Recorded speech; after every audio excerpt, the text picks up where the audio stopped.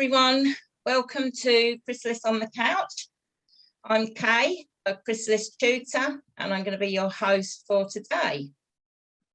And today I am joined by Jo. Hello. Hi, I'm a Chrysalis student in year 3. And we've got Vicky. Hello, I'm also a Chrysalis student in year 3. And Julie. Yes, I'm Julie and I'm a Chrysalis student in year 3 too. Okay. In slightly different places of year 3, I think, but that's fine. And if you enjoy this today, please give us a like and subscribe to our channel. Today we're going to be talking about happiness. So what is that? What is happiness? Can money buy happiness? Is happiness an internal or an external thing? Does everyone have the same view of happiness? Is it different to contentment? So it's quite a big subject. So where do we want to start? Jo, do you want to start by saying what you think about happiness? Okay, well, I think first up, happiness is a feeling which comes and goes just like all our feelings do, whereas contentment is more of a state of being, and you can be unhappy but still content, if that makes sense, or you can be really happy and content.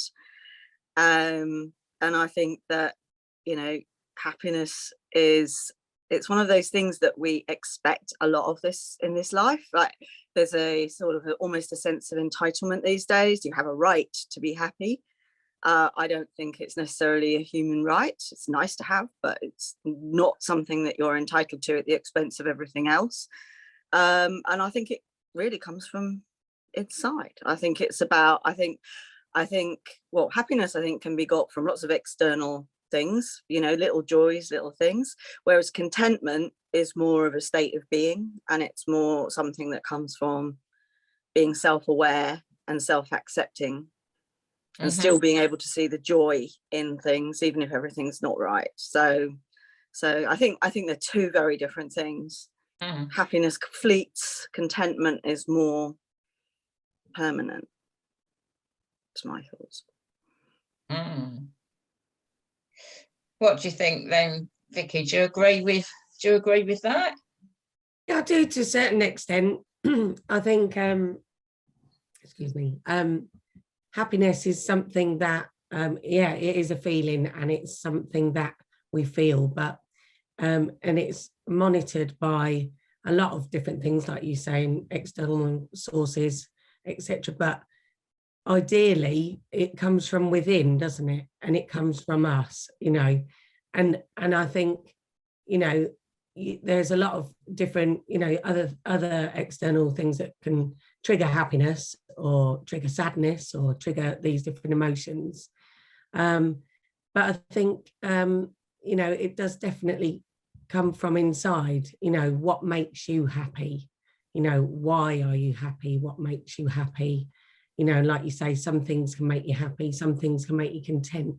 Contentment is kind of like something stable, something that's ongoing. And happiness is just fleeting. It can be up and down and just, you know, as much as other emotions. But I think on the whole, it has to come from inside, you know, as opposed to just external sources, really. Because, you know, there are kind of, you know, like what makes you happy, you know, it's kind of like what makes you happy inside. Because there are other things that are always surrounding that, you know. But if you're not happy within yourself, then I don't believe that you're going to be happy from other external sources either. No. I think you can, you know, like Jo said, I think there's things that make us happy, external things that can bring us happiness for short periods of time. But it's that I view that inner happiness, knowing that I'm going to be all right, regardless of what's happening out there, I'm going to be all right. And I still have a sense of sort of peace, which I see as that contentment. But I think, yes, being happy with who you are, being authentic, is going to make you a happier person in general. Yeah. Yeah.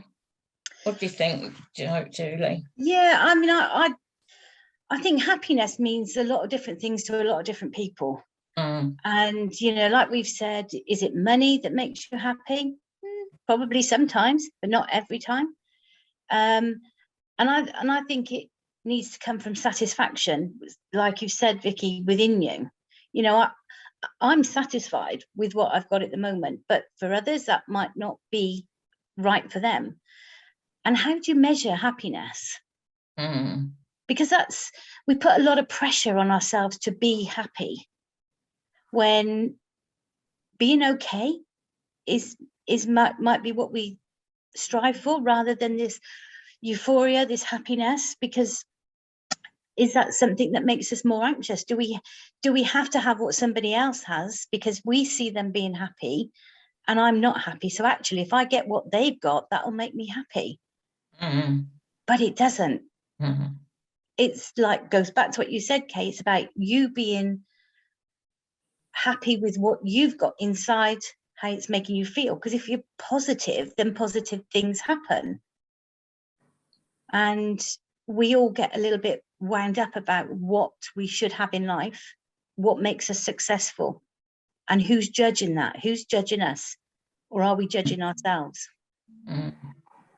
I think, you know, if you take somebody who maybe they've won some money, a big sum of money or something, and they buy a new house maybe, or they buy a new car, and they're really proud of it, and it's all sparkling and shiny, and it makes them happy, doesn't it? For how long?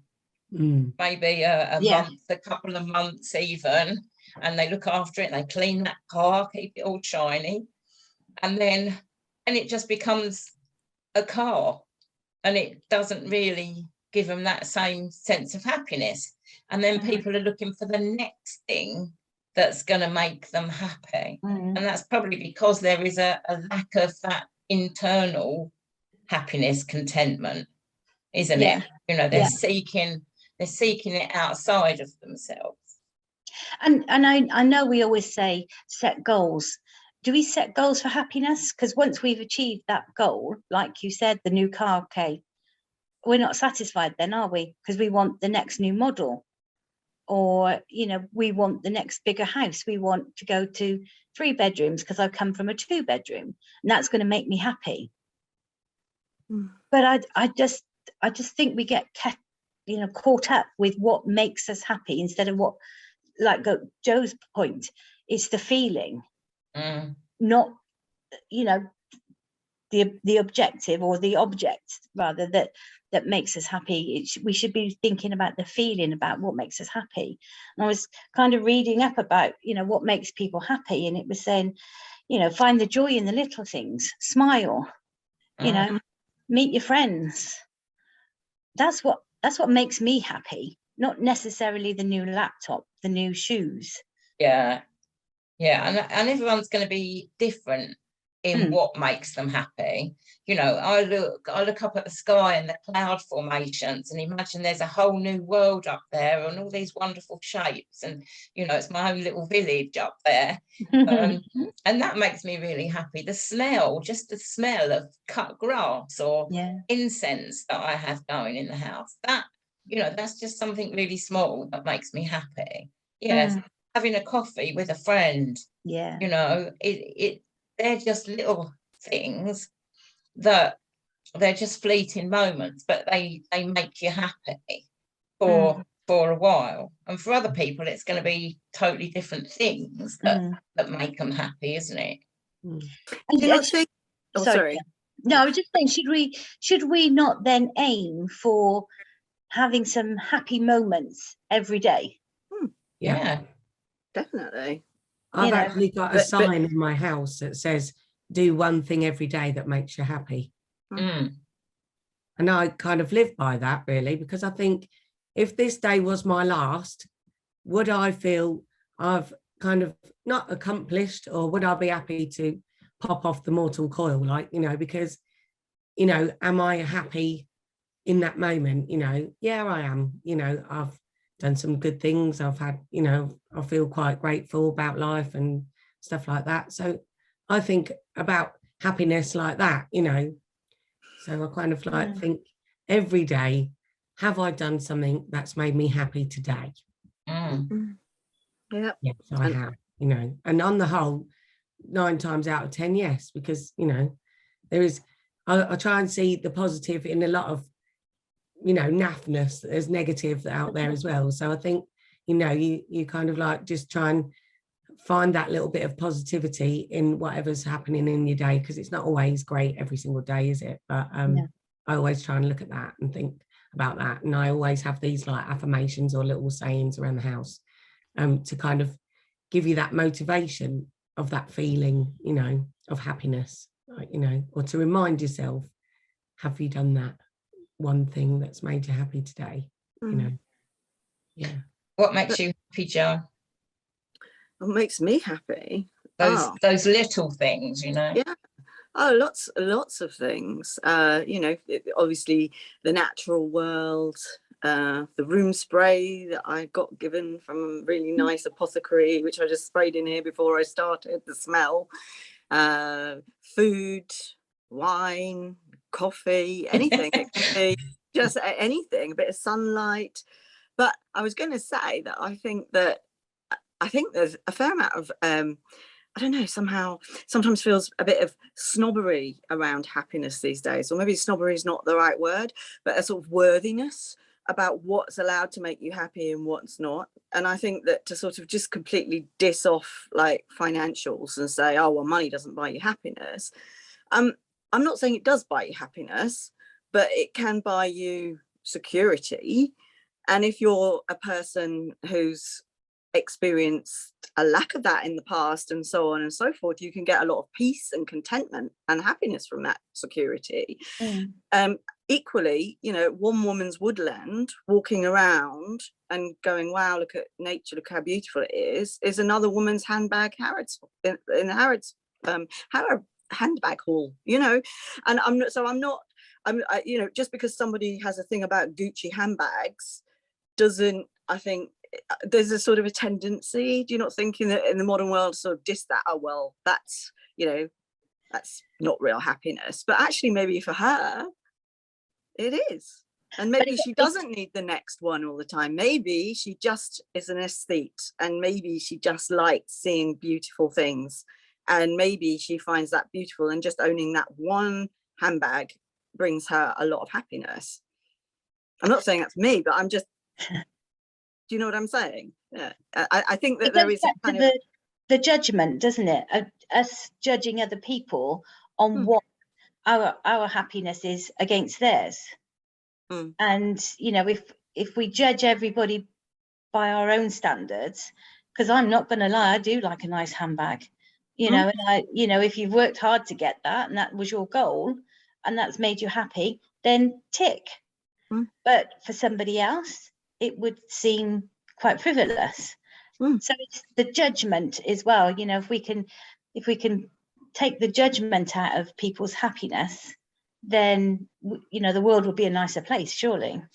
And that's the thing, though. I think there is a lot of judgment these days on what is allowed to be happiness. So it's fine if somebody says, oh, I find happiness looking at the ocean, and I find happiness in mindfulness, and I find happiness in all these spiritual things.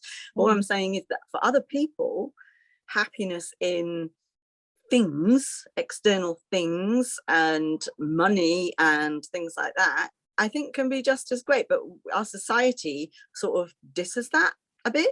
Yeah, you know, it's automatically, and I'm not saying that the guy that keeps buying the new Porsche and all the rest of it, that's making him happy. It might make him happy for a short period, as Kay was saying, and that's not it. But I think if what you're doing, whether that's buying a Gucci bag or walking in the woods, is something that is authentic for you, something that you know you like, and you're doing it because you know it will bring you happiness, and it doesn't get you on some sort of treadmill of much wants more, then I think that the Gucci handbag's just as valid, personally. But then don't you think, probably, because we said that, you know, those moments like buying the handbag or walking in the woods, that brings you happiness for a short period of time. Yeah. And I think those people that, you know, have maybe got the Gucci handbags and a big house and whatever they want, either they go one way, they're striving all the time for something else because they're not genuinely got that contentment inside, or they have got that contentment inside, and so really they don't need the Gucci handbag because they're still be contented, but it's just something that they brings them extra moments of pleasure. Yeah, I agree with that. Yeah, just gives them a little high of happiness, if you like. Yeah. I suppose it depends on whether we're striving for eternal happiness, because surely that's a different question. What does eternal happiness look like? And if you read back to somebody like Aristotle, he believed eternal happiness you don't achieve till you die, and that's when you get eternal happiness. I don't know about that, but I just wondered what eternal happiness looked like.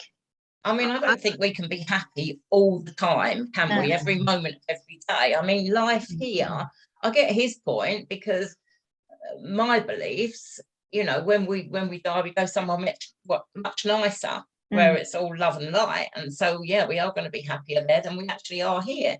Because here we've got that duality of good and bad, light and dark. And, you know, we are going to experience hurt and pain and anger and all those emotions because we're human. So how can we be happy all the time while we're here? We can't, can we? No.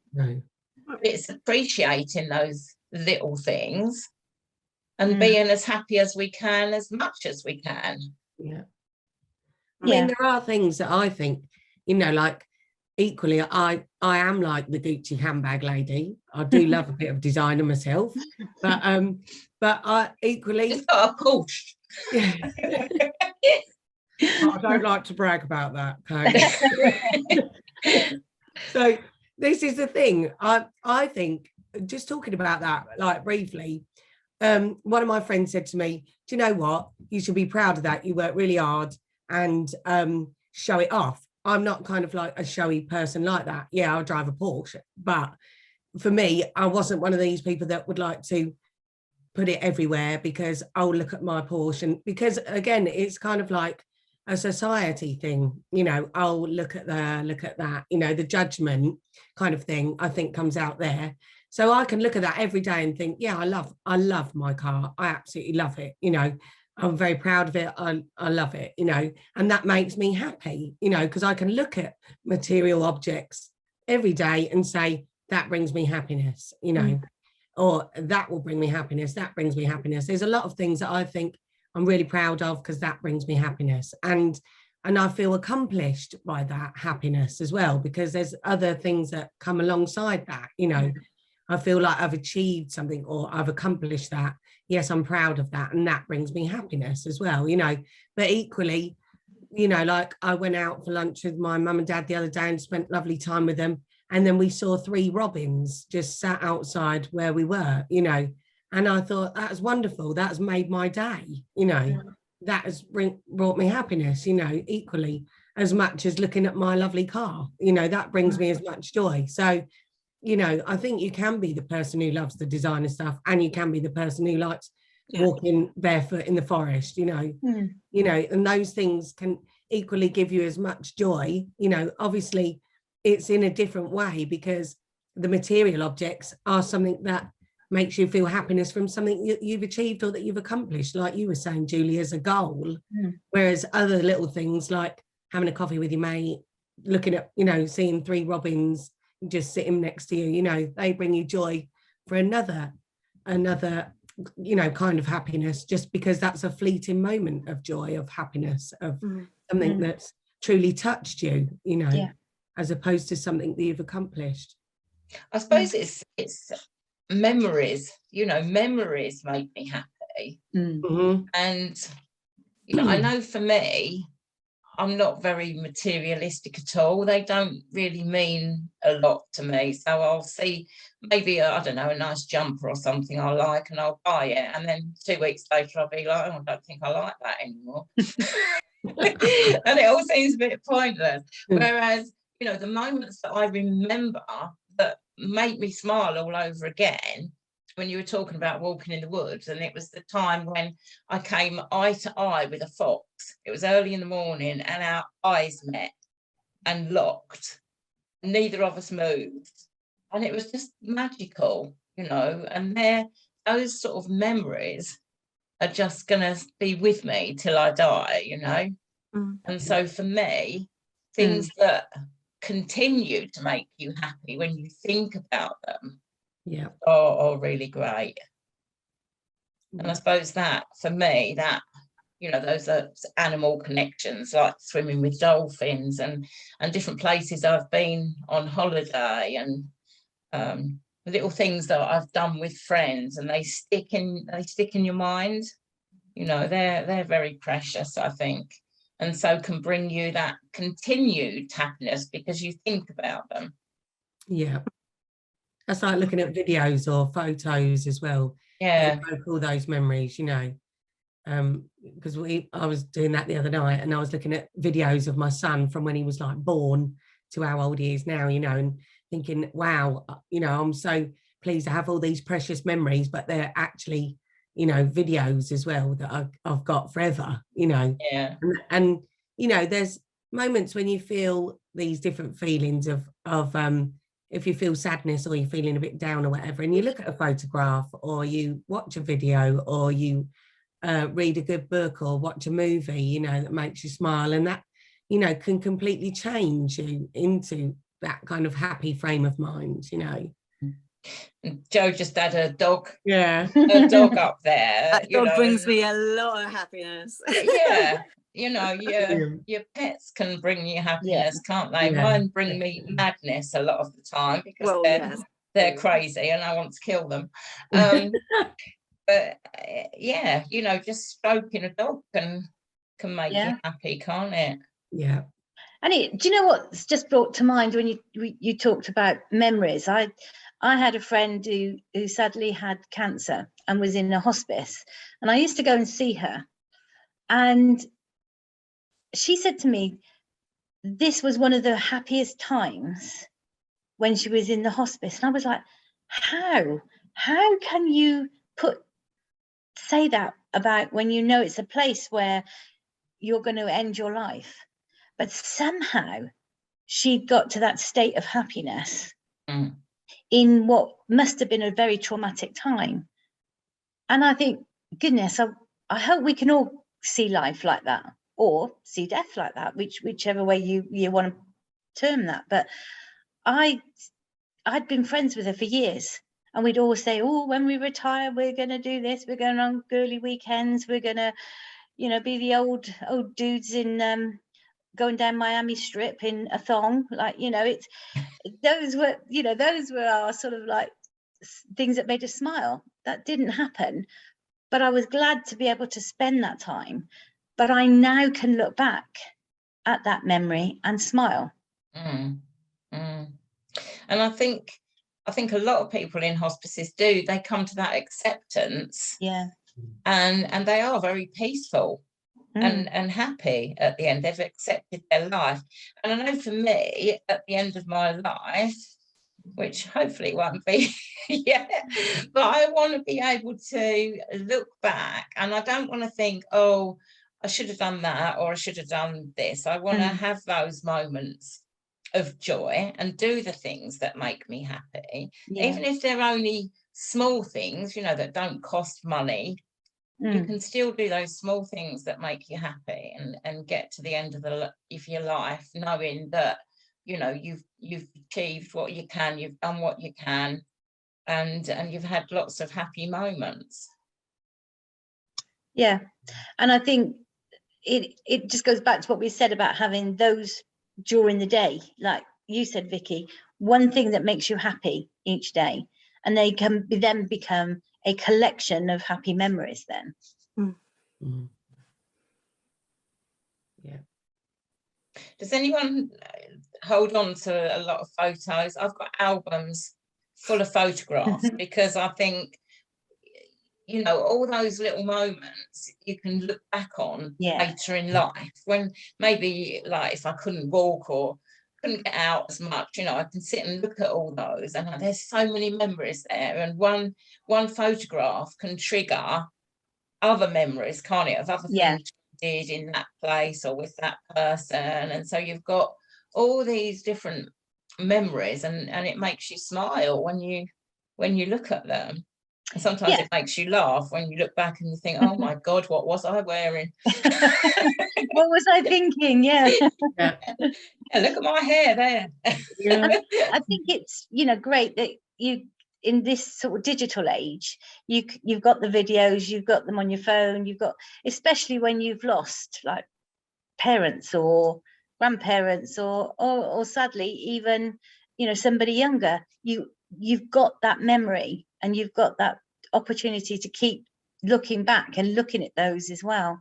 So yeah, and I think that's important for us from you know, a mental well-being. Yeah, mind you, the digital photographs and stuff, and you know, I know people that have kept things on their computer and then their computer's actually gone wrong and they're all gone, whereas, you know, my mum has got photographs, black and white photographs of like her parents, and the black and white ones somehow are more meaningful because you can see the time difference and how things were then in reality. So yeah, photos are good. And that's a good thought, actually, because when I've looked at old black and white of my great grandparents, you go, oh, it's simpler times then. So I wonder what made them happy in their simpler times, because is it different to today? What makes me happy today, was the same for them? I think, you know, going back to where we started with that contentment, obviously there was different things in their life. That natural world has always been there, hasn't it? And you know, when the sun's shining, I'm always happy. I love the feel of the sun on my face, you know, the warmth on my skin. So that's always been there. They wouldn't have had as many material things, would they? But I think, you know, when my mum, for example, she would say things like, oh yeah, we used to put like, was it eyebrow pencil up the back of their stockings because they couldn't afford the ones with the lines, and they used to use soot for mascara.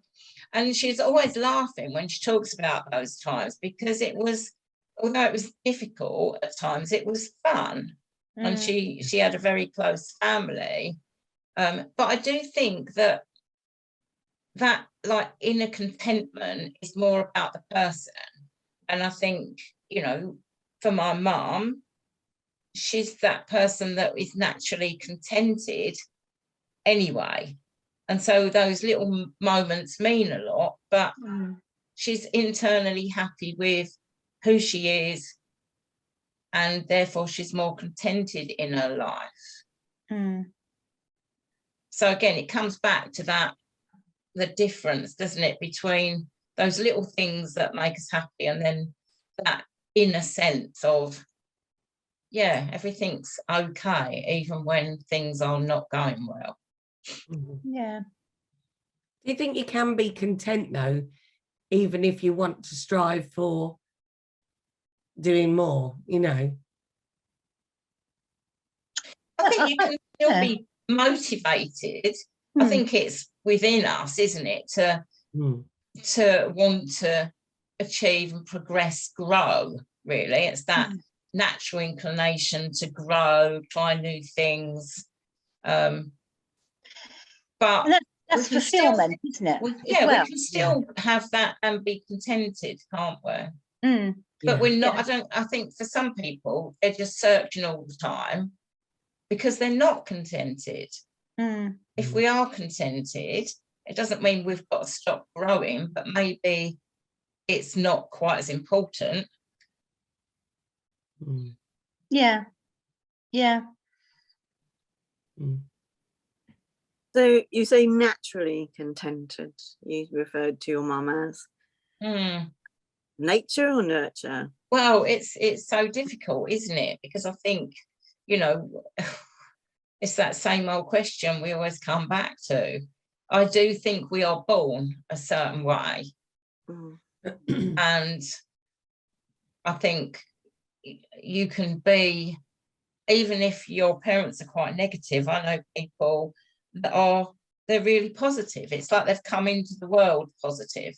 And I do think when we come into the world, we've got certain things that we bring with us. And I think some of that is that tendency to be the half glass full person or the half glass empty person. That's why some people can have really awful lives, can't they? And still be a really positive and optimistic and happy person. Yeah. Inversely as well, some people can have an amazingly privileged life and still be glass half empty. So there's probably a lot of different things that play into it, isn't there? Obviously your early experiences are going to make a difference as well. Your motivation. That nature nurture debate again. Yeah, I mean, at the root of it for me, contentment, I think, is just about, I mean, I can honestly say that in the last few years, having had several personal traumas, I've probably never been this contented before, and most of the time happy, obviously not all the time. And that what coincides with that, I should say, is the fact that I think that for the first time in my life, I also know myself better and live more authentically for me. I've grown and I appreciate myself, and I don't do things that I feel are inauthentic for me. So, for example, my idea of a nightmare is walking into a cocktail party with 500 people all trying to network. It does nothing. So that would be mine as well. I don't go. I mean, whereas there was a time where I would have felt I should go. It's the shoulds and the musts, and as long as I take away, obviously there are some musts and shoulds in life, you've got to, especially for your mom and all the rest of it. But if you can limit those and choose the ones that you can choose and get rid of the ones that you don't need and accept that and do that without guilt, then I really think you're sort of 80% of the way there, to contentment and fulfillment, really. I think you've got to be authentic, and I think the reason why a lot of people aren't happy is because they're trying to please other people. They don't really know who they are, and so they're just going along with things. A lot of people are wearing masks with different people that they're with, and so they're not being true to themselves. And I think it is one of the things that is going to make you more contented, is being happy with who you are. And so we need to be authentic, don't we? But I think for some people, they don't know their authentic self. They can't recognize that, so they're always sort of like striving to find that person, and then the happiness is almost just out of reach all the time because they can't find that, and they keep trying different things. And I think it's not till you sit down and you go, I'm actually okay. I quite like me. So if other people don't, I can't change that. But we're also brought up to not say things like that. I like myself. I love myself. People aren't really encouraged, or they didn't used to be. It might be changing now, but you were never encouraged to do that, because that would be big-headed, egotistical, And is seen in different cultures, isn't it? I mean, I've worked with quite a few Americans who are full of self-confidence, full of self-love, if you like, because they believe in themselves. Yeah. They believe in what they're doing. They believe in what they want to achieve in life. They believe in other people. You know, they have this very kind of positive attitude, which we don't always have. We're always like, oh, I don't know. I'm start to doubt myself. Have I made that decision? Is that right? What if I say that? What will somebody else think of me? That comes down to the judgment that you were saying earlier, you know. Yeah. You know, about all these preconceived ideas of, you know, should we feel this and should we feel that, and best not say this or best not say that, you know, to want to offend or upset or come across as egotistical or big-headed or whatever, you know, or well, actually, why shouldn't you really? You know, everyone could love themselves and be happy in themselves, and because at the end of the day, what does it matter what anyone else thinks apart from what we think inside, really? Yeah, and there was a discussion on the TV yesterday about the Beckham wedding that had just happened at the weekend, and how it's been flaunted in the press. And what did David Beckham give him? A £500,000 car as a gift, and you know how awful was that? Is it awful? Would we all do that with our children if we had the money?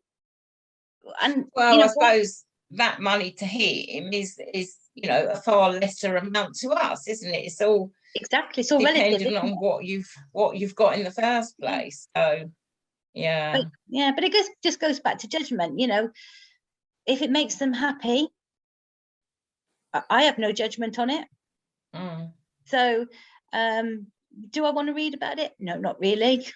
it's not worthy news to me, to be honest. You know, I'm not bothered. But well, at the end of the day, it's their lives.